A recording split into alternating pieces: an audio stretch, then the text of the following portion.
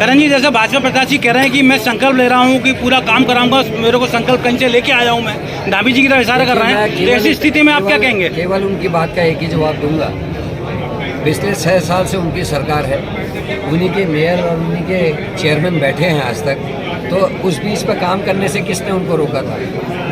वो पहले आप में गए, आज बीजेपी में हैं और बहुत बड़ी बड़ी बातें उन्होंने की हैं। तो मुख्यमंत्री क्या इंतज़ार कर रहे हैं? जैसे केदारनाथ में हुआ, जिंदा रहते हुए विधायक के कोई काम नहीं हुए और जैसे चुनाव 38 करोड़ की घोषणाएं कर दी। तो इसलिए मेरा ये मानना है कि घोषणाओं का क्या कहना है, लेकिन हम तो विज़न की बात करते हैं। उनको ये बताना चाहिए कि आने वाले 5 सालों में उनका विज़न क्या था। कांग्रेस जो है, भाजपा जो है नफरत फैला रही है, तो आपको लगता है कि भाजपा ने विकास बिल्कुल नहीं किया? देखिए, अगर किया होता तो मैं कह रहा हूँ ना, नहीं, मैं अगर देखो, अब जो आएगा सत्ता में कुछ तो कुछ करेगा, लेकिन ये हकीकत है कि पिछले 6-7 वर्षों में हम देवभूमि से अपराध भूमि हो गए।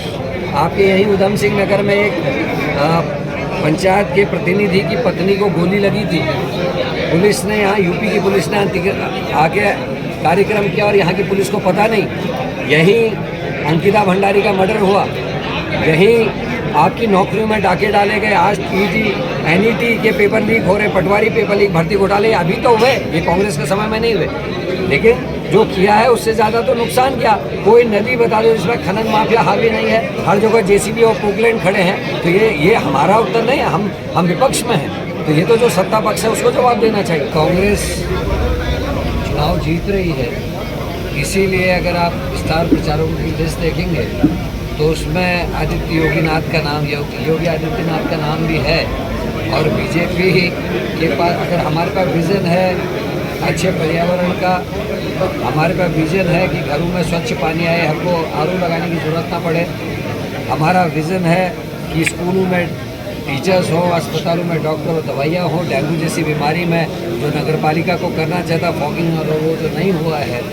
सड़कों में गड्ढे हैं, तमाम नालियाँ भरी हुई हैं, हम उसको सफाई चाहते हैं। हम पर्यावरण का ध्यान रखना चाहते हैं, तो प्रदूषण है उसको हम कैसे ख़त्म करें, उस पर हमारे लोग बातचीत कर रहे हैं। हमारे लोग बातचीत कर रहे हैं कि हम नगर पालिकाओं, नगर निगमों को कैसे अपने पैरों पर खड़ा करें कि हमको दूसरों से पैसे की जरूरत न पड़े। बीजेपी लेकिन एक ही बात कहती है, एक तो आदित्यनाथ और दूसरा वो कहते हैं बटोगे तो कटोगे। इसके अलावा उनके पास कोई बात ही नहीं करने को, ना वो शिक्षा की बात कर सकते हैं, ना स्वास्थ्य की बात करते हैं। और जो पिछले कार्यकाल में घोटाले किए हैं उसके बारे में उनके पास जवाब नहीं है, इसलिए फिर वो अपनी उन्हीं चीज़ों के पीछे चल रहे हैं। तो एक डिफरेंस है और इसीलिए मुझे उम्मीद है कि उत्तराखंड सबसे ज़्यादा पढ़े लिखे लोगों का राज्य है और मुझे उम्मीद है कि हमारे सभी जो प्रत्याशी हो भारी मतों से जीत जाएंगे। मेरा ये मानना है 11 नगर निगम है, उसमें बहुमत में कांग्रेस आएगी, नगर पालिकाओं में भी कांग्रेस आएगी। देखिए, मैंने कहा हम बहुमत में आएंगे। भारतीय जनता पार्टी ने तो आप लोगों के बीच में ये भी कहा था कि हम मंगलौर और बद्रीनाथ को बुरी तरीके से कांग्रेस को हराएंगे और पूरी कोशिश मंगलौर में बदमाशी हुई, पुलिस ने वोट देने से लोगों को रोका, मार पिटाई हुई।